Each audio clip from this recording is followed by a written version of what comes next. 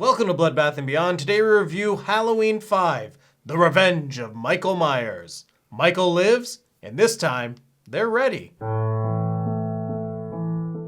Directed by Dominique Othenin-Girard, starring Donald Pleasence, Danielle Harris, Ellie Cornell, Wendy Foxworth, Beau Starr and Tamara Glynn, and Don Shanks as Michael Myers. This movie takes place 1 year after the events of the last Halloween film, where Jamie Lloyd stabbed her foster mother. She's in a clinic and it's Halloween Eve, and somehow Michael has lived. He lived potentially with a hermit for 1 year under a bridge, and came back to find Jamie and kill anyone in his path.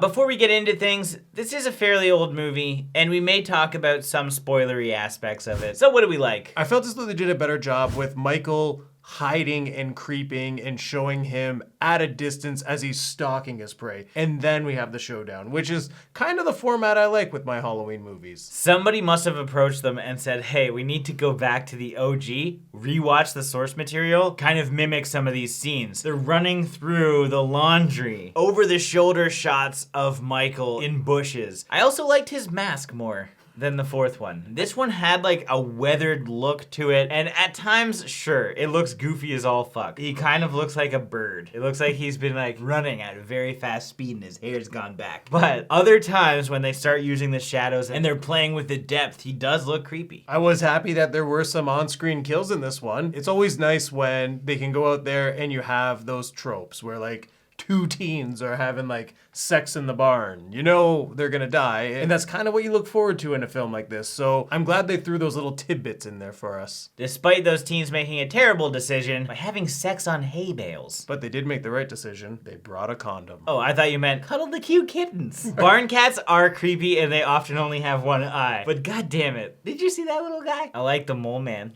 the mustache guy. Mustache man. Yeah, I did like him because he was just like, I'm gonna fuck Tina, even though I know her boyfriend, and Tina didn't give a fuck. Where's Mike? Oh, ask me if I care. Maybe that's not a like, it's just a thing I needed to point out. That guy's weird. No, you know who else is weird but strangely likable? Spitz. Guy was like crazy. The moment that he ran out of the store, we knew like, hold on, these girls need to figure out their shit, because Tina's riding with this guy in like a dope ass car. He's wearing a black jacket, he's got slicked hair, he's got dorky ass fucking glasses. But when he took those off, he was kind of slick. And then out comes fucking Spitz. There's no way Tamara Glynn was like, oh yeah, this guy's the best. No, she definitely wants to be with Mikey. When they're going into the barn or whatever, and he's chasing after him with his hands up, it just reminds me of Zoidberg. Now, what didn't we like? I didn't love Danielle Harris's character in this one. Jamie was weird, and it seemed like everybody forgot that she just stabbed her foster mother. I think that she should have been treated like she killed somebody. Although, I think they erased that past. Mom and Dad send their love. It looked like she definitely killed her foster mother, which they continuously referenced as stepmother all of a sudden. They know that Michael Myers is her uncle, and that she attacked her stepmother. It's like they rewrote everyone's character. Loomis, he was the wild card, but not like the fun wild card. He Cookie woman! He was like the creepy wild card. I'm going to show you something. Look at this. Look at that. He was just the ultimate creep. He's always lurking around. And I don't know why nobody is like, hey man, every once a year you come around and you cause a lot of shit for this town. Please stay away. He's super awkward. He doesn't properly explain himself or his actions for what he's doing. And he often deceives the cops. He's at the clinic. All you cops need to get over there so that I can bait Michael into this house. But shouldn't you have some cops on your side to help you with Michael? It's evident you can't handle him on your own. I also didn't love that he was invincible. Loomis? Yeah, Loomis has the fucking Curse of Thorn as well. Oh, well, you're not supposed to reference that yet. Not till number 6. We'll establish what the man in black and all these symbols are all about because they weren't fucking explained in this film, which doesn't make sense. Don't have this cowboy walking around and then never do anything with him. It was like a mix of Blade from Puppet Master and Judge Doom from Who Framed Roger Rabbit. Another dislike, Loomis, don't give your opponent basically chainmail before you start whacking them. There's a lot of plot holes, but like there's some questions that you just can't ignore. This takes place an exact year later. So Michael Myers is living under a bridge for a year. Is that what we're supposed to believe? Yeah, he's been eating chili Not that the hermit has been cooking. Not killing people, not going anywhere. He's just gonna live in the bridge and then snap and kill. And they're okay with like Jamie being in this child's clinic for a whole year and having Rachel like seeing her every day and being like, oh, it's okay that you stabbed my mom. We're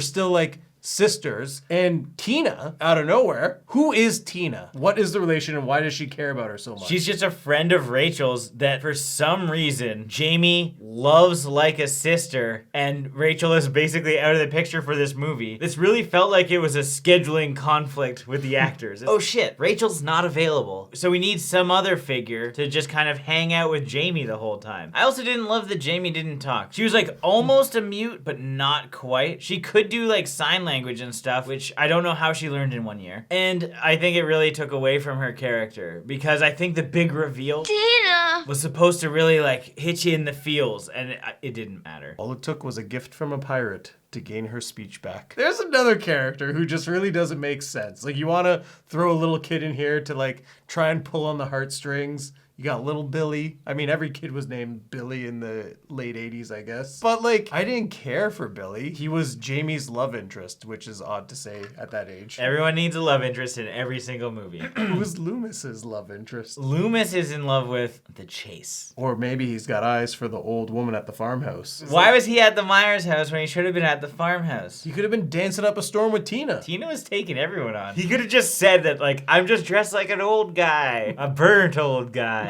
Let's get jiggy. Or whatever the hell they said in the 88 or 89. Probably not jiggy. That came with the Will Smith. But hey, you throw back to the Men in Black. What the hell's going on here? I didn't like Jamie's decision to go and hide directly in the coffin that her picture was on. Like, is she not reading the room? There's fucking dead bodies all over the place. There's candles. Obviously, some culty, weird shit is about to happen. Michael Myers is coming after you, trying to kill you, and you just go lay down in the coffin that he planned on putting your body anyway? Now, I get that you're only 9, girl, but god damn it! From a technical standpoint, I did like how they shot this film, but editing wise, there was a lot of unnecessary jump cuts and it just looked weird. I don't know if I like this or didn't like this, but it's something worth talking about. How did Max and Tina get to the 2nd floor of the clinic? Are we supposed to assume that Tina held like a 90-pound dog in her hand while she pulled herself up a ladder that she brought from home to break into the clinic? That's a big-ass dog to sneak into a house. However, it is just a house because remember when there was an emergency and they're like, oh yeah, this is just a house. We need to carry her down the stairs. And if you can't afford a hospital, you don't need to show the stairs scene. I was not a fan of the score. When you are going into Halloween movies, you really look forward to the score. And in this one, I was disappointed. It was just so subtle and faint in the background that it's not even noticeable. And that's disappointing.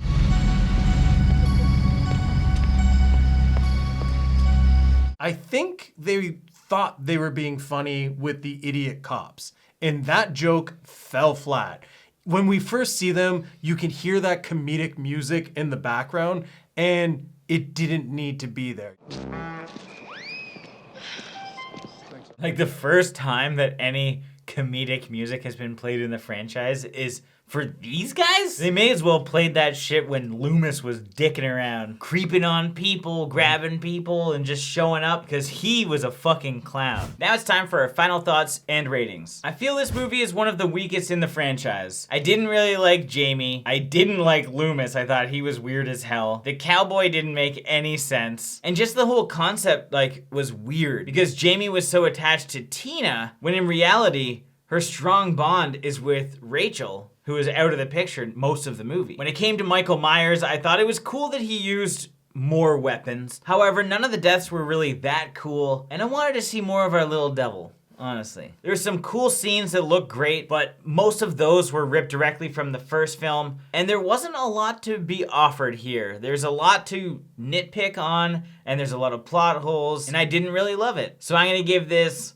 1.5 sweet knife hops in a laundry chute out of 5. After seeing the 4th Halloween, I was very excited for the 5th one because they ended on such a high note that, of course, if there's going to be a sequel, you want to know what direction it's going to go in. I would have liked it more if it was like a rewrite where Jamie is now Michael Myers. Instead, we get a 1 year later and the story is very weak. It's filled with plot holes. It's as if they ruined the franchise with this film. If they did end it with this one and having the Man in Black not be explained, too many loose ends, too many questions, and there isn't anything that's going to separate it from the other ones and make it stand on its own. I did enjoy the cinematography, but overall this wasn't that good of a film. It's fun to watch and it's fun to like poke fun of when you're rewatching it, but for someone to come in and see it for the first time, I think they're gonna be really disappointed and not really interested in seeing another Halloween film. So with that being said, I'm gonna give this film 1.5 milk and cookies out of 5. As always, thank you for watching. Like this video and comment below with your thoughts on the film if you've seen it. If you haven't and you do want to check it out, links are in the description. If this is your first time here, make sure you subscribe to the channel to stay updated with everything Bloodbath and beyond.